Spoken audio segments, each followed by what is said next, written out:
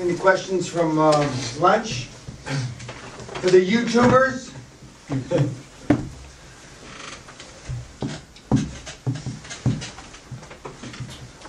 This is what we do for the lady participants. Oh, what is that? It's Nice warm jacket. I think it's stable. I think we have about It's a beer cake. 15 or 20 of them. Can I have one? I'll third that. We have one for sure. We have. Megan, Just when involved in we're done 25 million filming, equity you- for hydro. The most masculine one, though. yeah, tell Kim to Local bring banks, out. very difficult. I think the silver fox one would be good for him. Yes. The silver fox. And I'll take the third one. There are other financial I'm not sure we got one to fit around Yeah. your fat ass. That's okay, just going around my fat feet. Who was the quarterback, the famous quarterback in your time that was always showing up with a fur coat? The Joe fur Namath. coats come out. Joe Namath. Yeah.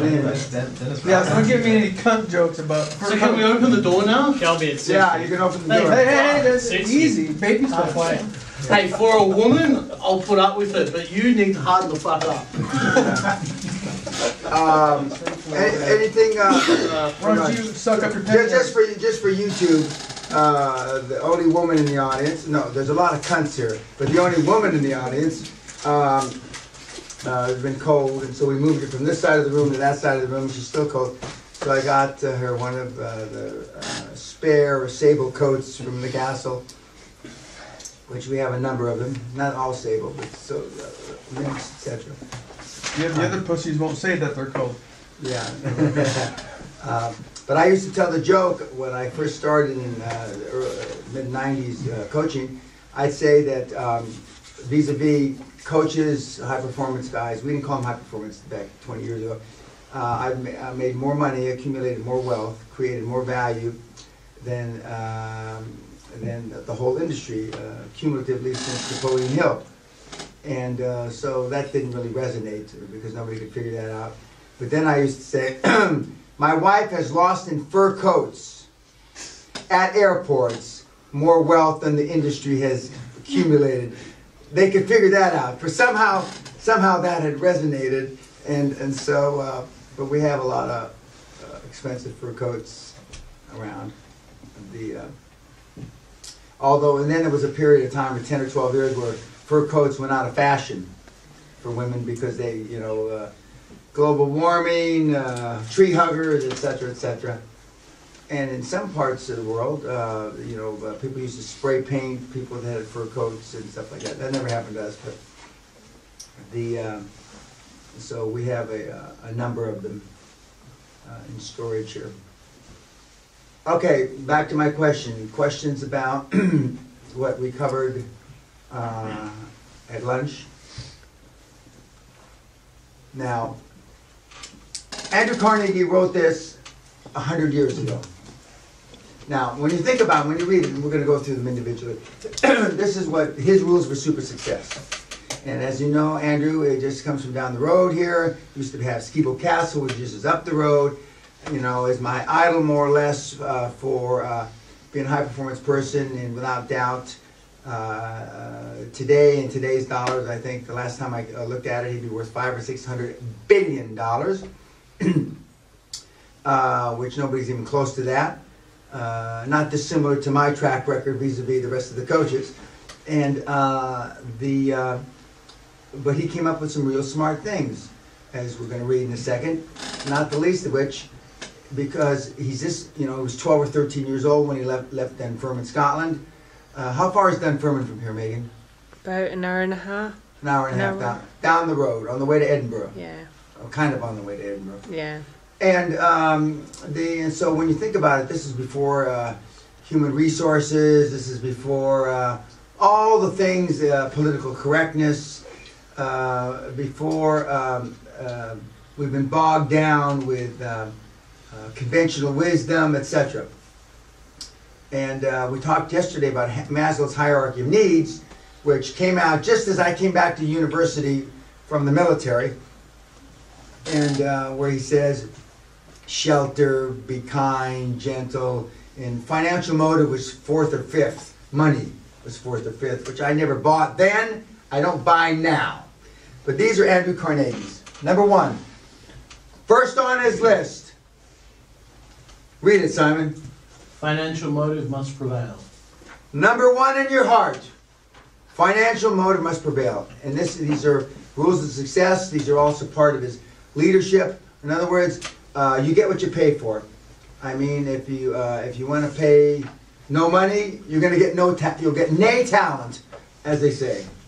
And and it still prevails, 100 plus years later. Number two, never reprimand employees, instead ask them questions revealing their own faults.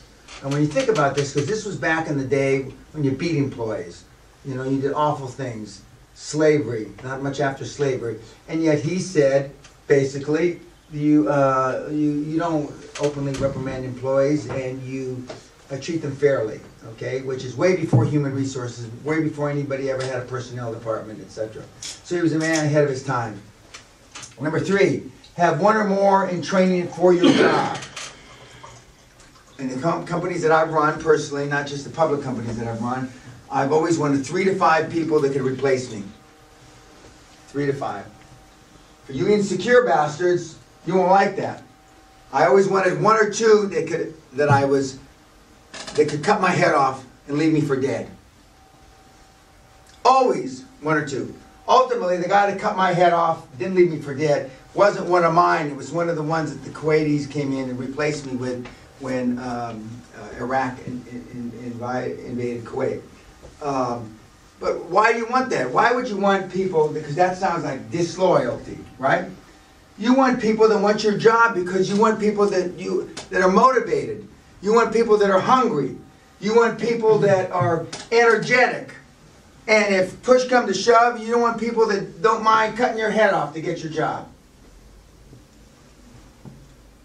In most of your organizations, you hire people that unfortunately are like you, because that's easier, that's within your comfort zone. You want people that you like. And why do you like them? Because you feel comfortable with them. And why do you feel comfortable with them? Because they're fucking weak like you. And you wonder why your organizations haven't grown more. Next, 4.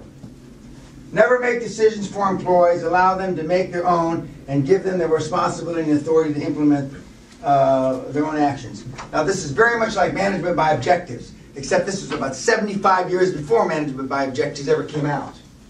Management by objectives is you let the lower echelon, lower tier, people at the bottom of the ladder make decisions. We should do this, and it's approved all the way up until it gets to the board. Now, no wonder he was so filthy rich. No wonder he had been so successful. No wonder he created an industry, the steel industry. And he sold out for a paltry $480 million, I believe, to J.P. Morgan.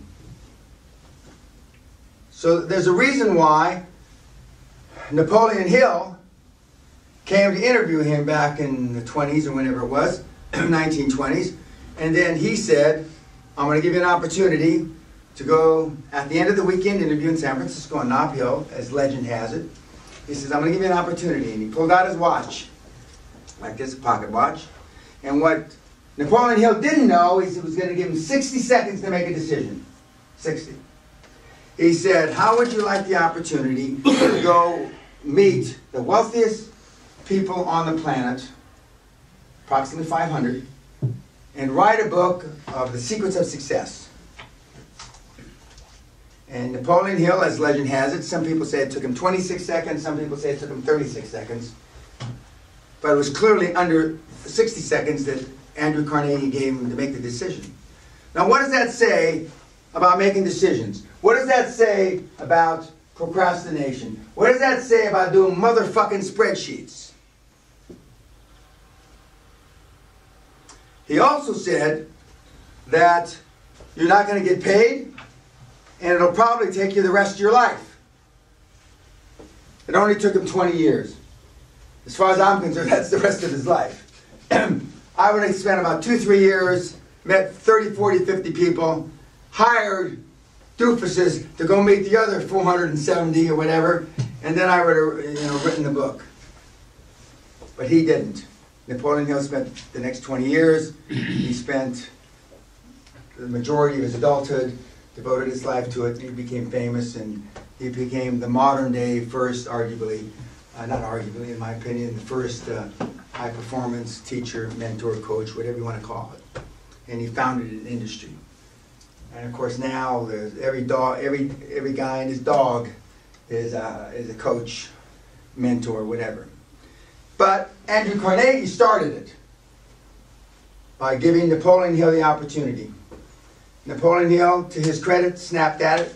He was very young, and we saw the video. And Napoleon Hill described that moment that he met Andrew Carnegie, not met, but was given the opportunity to go and research and write. At that time, it was called The Secrets, I believe, of Success. And so that's a long, long time ago. But things haven't changed, and I believe that the financial motive still must prevail first. Just as I've told you ad nauseum for 3.5 days, you can't love anybody unless you love yourself.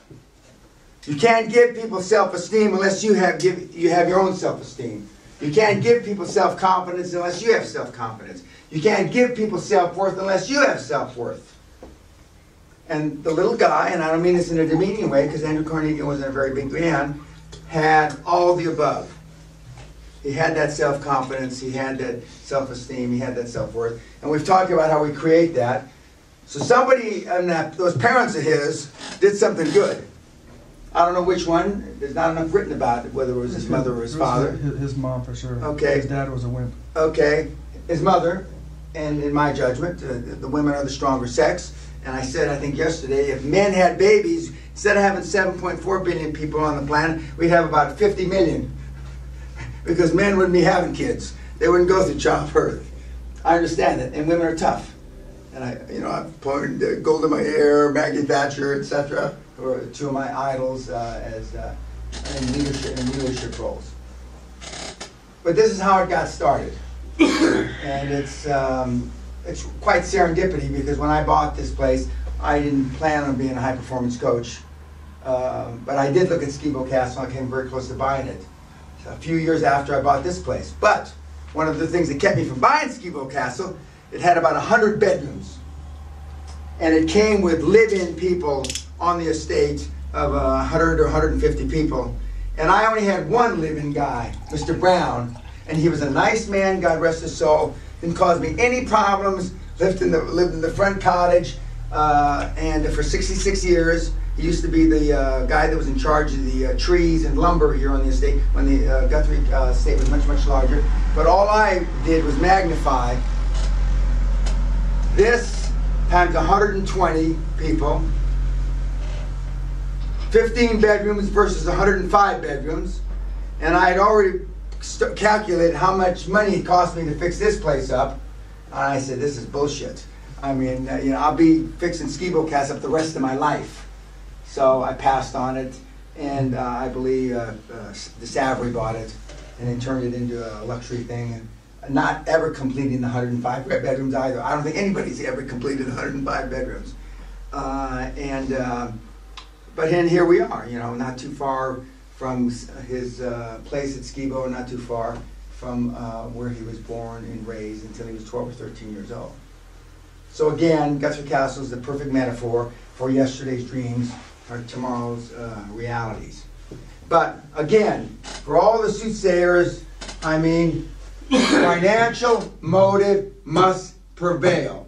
And you're going to get out there when you leave here, and people are going to say, money isn't everything. I get it from the YouTubers all the time. Money isn't everything. And my retort, I don't answer the emails or the tweets anymore, but it's the only thing anybody fucking keeps track of. Since the pyramids, which I told you. I want a bigger pyramid than you. Since the pharaohs. What you do with the money is then you can do good and you have more choices. People like me live differently and we can support charities, etc. because we have more choices because we've made wealth and we can go do good things. You can do bad things too, but you want to be a do-gooder, go out and make some money. Then be a do-gooder and do all kinds of good things. Is there any questions about financial motive must prevail? From my biographer here, Pablo? No. No. From Shazad? No? Okay. That's enough for YouTube today. Thank you.